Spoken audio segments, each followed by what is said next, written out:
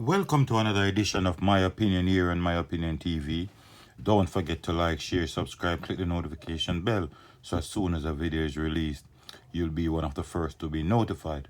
This morning we want to look at St. James. The spotlight is turning on St. James once again. Last year the spotlight was on St. James right throughout, and it has continued. And on Sunday, 4 persons were shot, 2 fatally and 2 wounded in a daring daylight attack on Dam Road in St. James. Up to late in the evening, detectives attached to the MID and the Freeport police were still combing the crime scene for clues. The deceased have been identified as 24-year-old Kenroy Sinclair and 44-year-old Dean Reed, both of Dam Road in St. James. The Spring Mountain Police report that about 1:45 p.m., all 4 victims were among a group of persons in Dam Road were ambushed by heavily armed men. The gunmen opened fire, hitting all 4 persons, then escaped.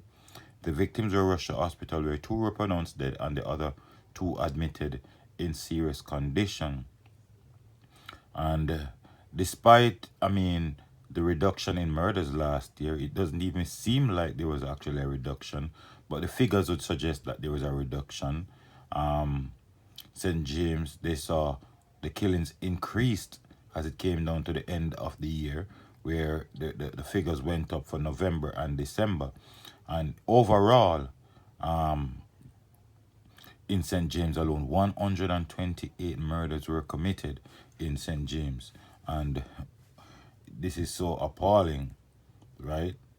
And the St. James is the first parish in the police era one to record a murder since the start of the year. Now, I don't know what is left to be done with St. James.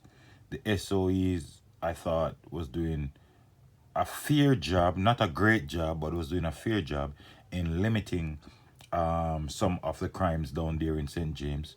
That was lifted due to constitutional issues, and we see where these gunmen or these gangsters who were held in police custody had to be released, especially because the state of emergency was also coming to an end due to the election that was held in September 3rd.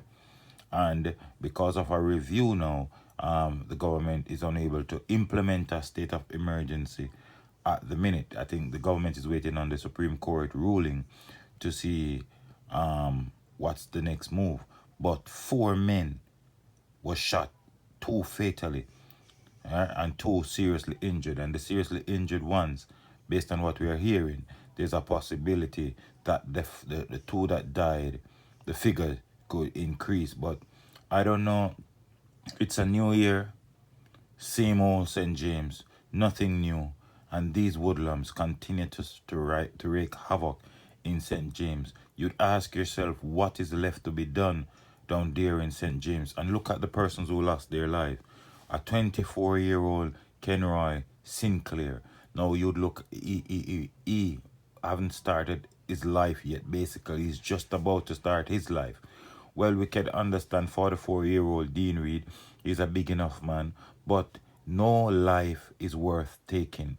And these woodlums, you wonder where all the guns are coming from, and you wonder what's the next move in St. James. Sooner or later, St. James will be a parish that has nobody. I can remember growing up, everybody would want to go to St. James, Montego Bay, because it's a tourist resort, it's a tourist place. A lot of people enjoy certain lifestyle down there. But now it has become a very serious place, a killing ground. It's like every other day there's some form of murder that takes place in St. James. And when will this situation come to an end?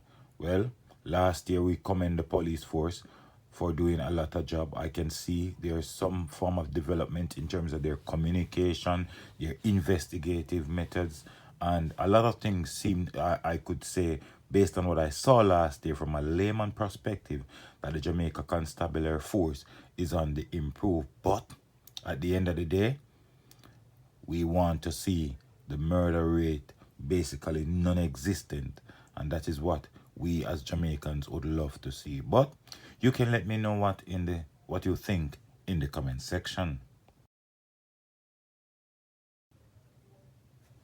The other bit of news we want to tell you is that two correctional officers were arrested after they were caught smuggling banned items into prison. One officer works at the Tower Street Adult Correctional Center, and the other works at the Horizon Adult Remand Center.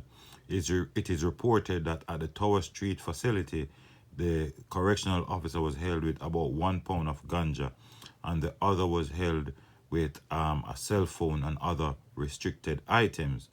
The government has promised tougher laws are coming to penalize persons who take contraband, especially electronic devices, into correctional centers. And in recent weeks, there have been renewed concerns about the trafficking of banned items in these facilities. Well, another good work. I mean, we have to clean up our prison system. We have to clean up corruption all across Jamaica. And the prison system is no different. And we have seen in recent times videos surfacing of prisoners gallivanting and enjoying and money spree, drinking and sipping Hennessy and all type of things in prison. We've seen them like prison is a party for them, right? And all these images came out based on the fact that someone from inside there was using a cell phone or any kind of device, a recording device. Now, as it relates to the prison, we have to understand that it is a correctional institution where persons who are found guilty for certain crimes go there with the view of being rehabilitated. But based on what we have been seeing in recent weeks, recent months, is that these prisoners go there and they enjoy a life of they enjoy even life better than you that is outside. And then the other thing that is so dangerous is that when these criminals inside the justice in the prison get access to cell phones, they also stay from inside the prisons and create havoc and mayhem outside, because we have seen where persons calls have been made and persons have been killed, houses have been burnt down, persons are being extorted based on the command coming from inside the prison. Some of the time these gangsters are put away and they make demands, they make their contact through cell phones. We have seen persons busy on social media from prison.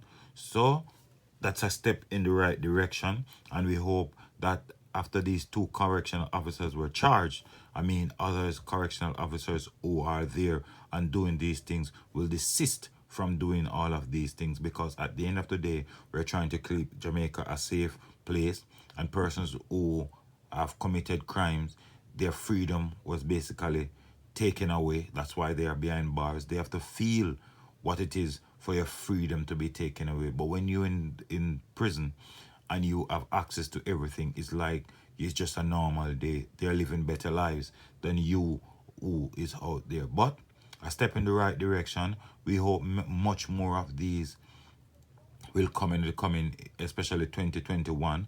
A lot more of these will be found. A lot more stricter restrictions will be there. And at the end of the day, we can clean up all form of corruption right across Jamaica. And we hope 2021 will be a year where corruption is on a serious decline. But you can let me know what you think in the comment section. Don't forget to like, share, subscribe, and click the notification bell, so as soon as a video is released, you'll be one of the first to be notified. Until next time, take care of yourself. Look out for the children. Look out for a loved one. Look out for a neighbor. And always remember, keep it locked on My Opinion TV.